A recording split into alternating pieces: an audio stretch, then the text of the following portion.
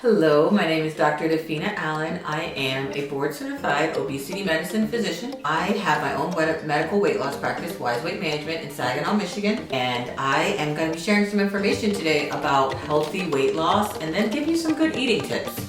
My goal is to apply this to your lifestyle. So if you work on changes to your daily habits, that's how you get the success that you're looking for. And I've had so many clients that have gotten that success as well. Number one, weight loss requires planning. You need a plan to successfully lose weight and keep it off. Because remember, that's the important part. Make a plan and you're gonna have to check in with that plan regularly. If you weigh yourself once a week, you are going to give yourself accountability. And healthy weight loss is 1 to 3 pounds a week. I have so many clients that come in and say, I want to lose 30 pounds in 3 months. And I say, if you lose 30 pounds in 3 months, you will not be able to keep that weight off. You'll also be hangry and irritable and too restrictive. Healthy weight loss is 1 to 3 pounds a week. When you start certain weight loss plans, it is very common to lose up to 3 to 5 pounds of weight per week when you first start.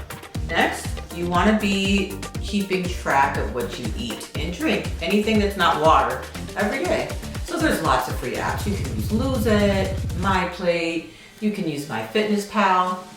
You can pay for apps like the premium version of MyFitnessPal or Chronometer.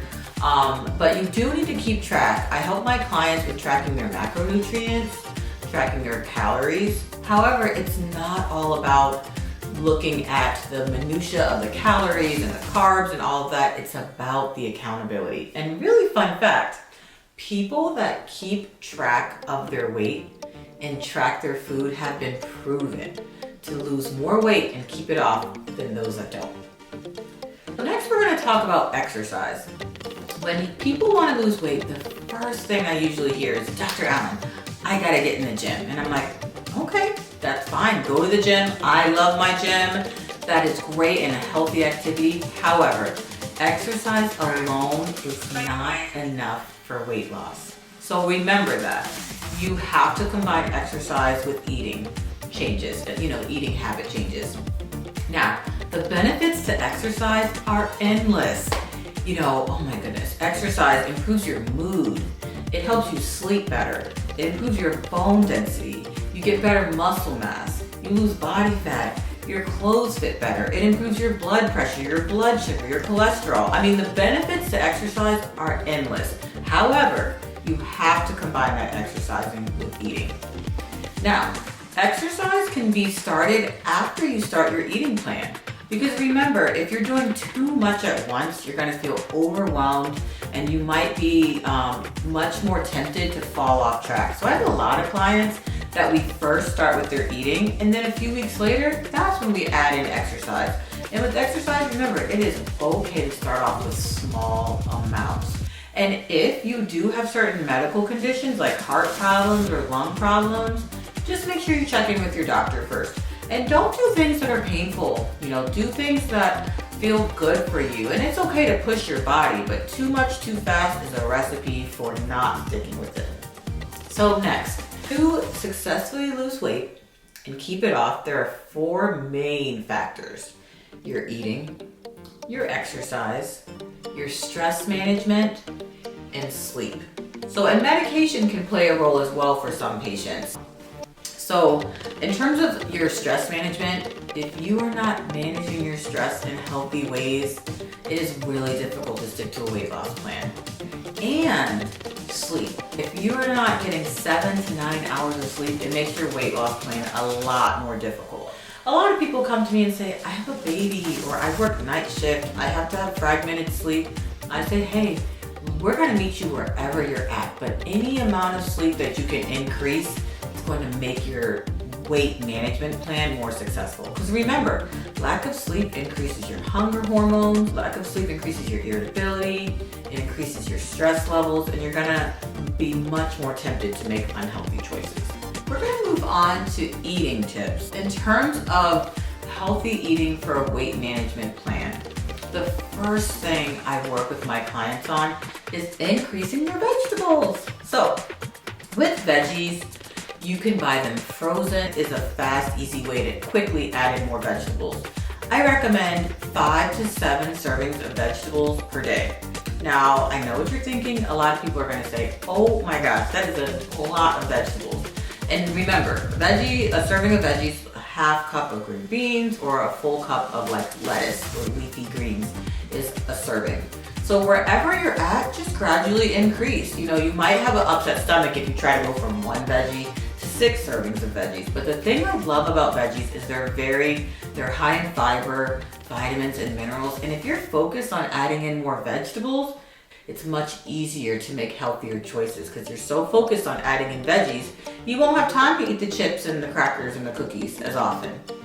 And a lot of people say, yeah, I need to increase my fruits, I need to increase my veggies. Fruits are very healthy, they've got great nutritional value, they also have fiber and minerals. However, fruit is higher in natural sugar, which is healthy, but most of us don't eat enough vegetables, and vegetables really keep us more full.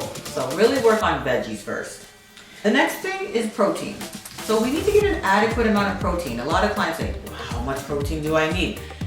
It's different for everyone. And I do help my clients with calculating based off of their weight a good starting place for their protein.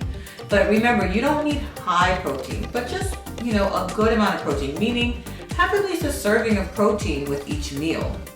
Great ways to get protein. Oh, and just so you know, for protein, you can do plant-based protein, you can do animal protein, you can do both. That's a great combination.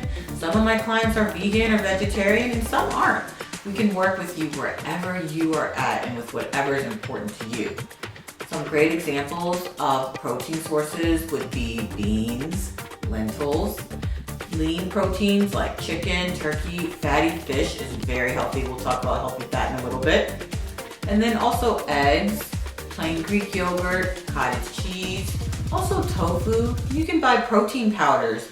They can be whey-based or they can also be plant-based where the protein comes from, the protein will come from like brown rice and chia seeds and pea protein even. And then you can mix that up in smoothies. That's another quick, easy way that you can get more protein into what your normal diet is like. Next, we want to talk about carbs. We really want to limit simple carbs.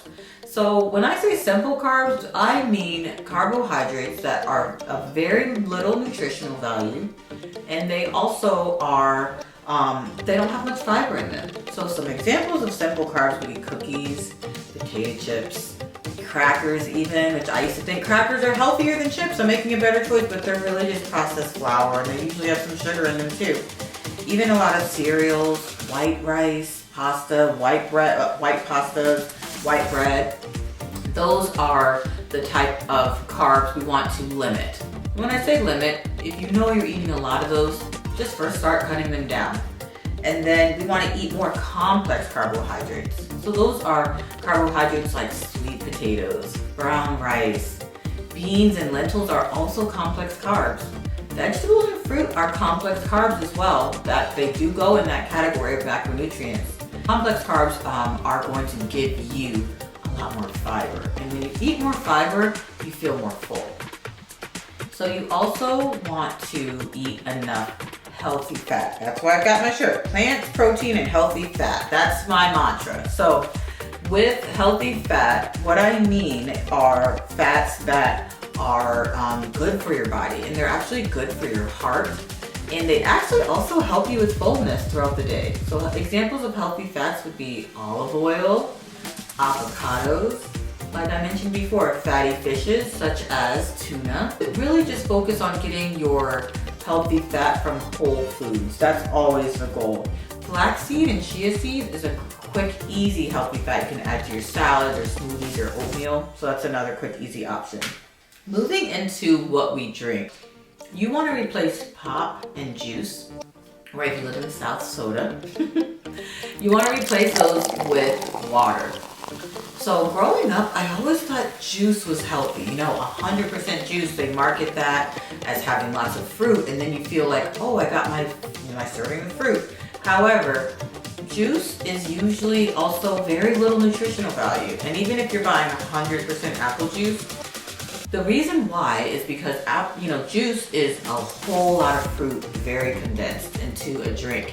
you're not getting the same healthy nutritional value that you'd be getting if you just actually eat a piece of fruit. You are a person that doesn't like water, which I've talked to a lot of clients that felt this way.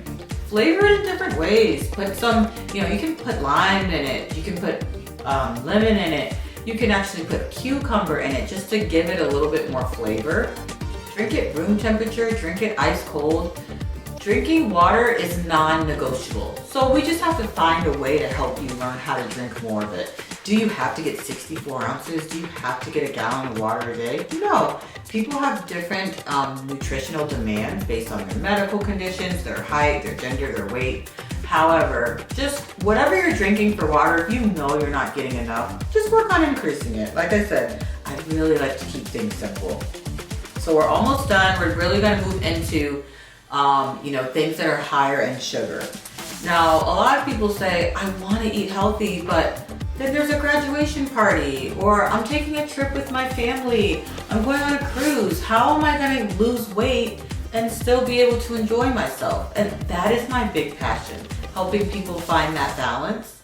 And the way to do that is try to reserve your desserts and your junk food for special occasions. Because let's be honest, we have a lot of us have a lot of special occasions between a birthday party, holidays, events. There might be cookies or cake. So try to use your sugar intake in those settings. Or if you just are really craving something, have it. But I really encourage people to do no more than 2, I like to call it indulgences a week. So if you and your family are going for ice cream, great, that's one indulgence. And then you have a crazy day at work and then you end up getting some cookies from, the snack cabinet, that's another indulgence. And we want to think about it as indulging, not cheating. You're not bad or good, you're just working on making more healthy choices. Also remember, high fructose corn syrup is another form of unhealthy sweetener. We want to avoid that as much as possible as well. And then artificial sweeteners. A lot of my clients drink like zero sugar Coke or, diet beverages from when they go get, fast food. A lot of people put, Equal in their coffee. Unfortunately, those artificial sweeteners still make us crave more sugar, and they can still increase your risk of diabetes by contributing to insulin resistance. And we don't want to get too technical. Just simply speaking, our goal is to eat as much whole foods as possible. The more whole foods you eat, the better. And remember, sometimes it does take more work to eat healthy, but the benefits your body's gonna get are endless. So thank you so much for listening. I really hope you found this helpful. Please feel free to like and subscribe to my content. I've got really great, awesome weight management tips that you can apply to a busy lifestyle.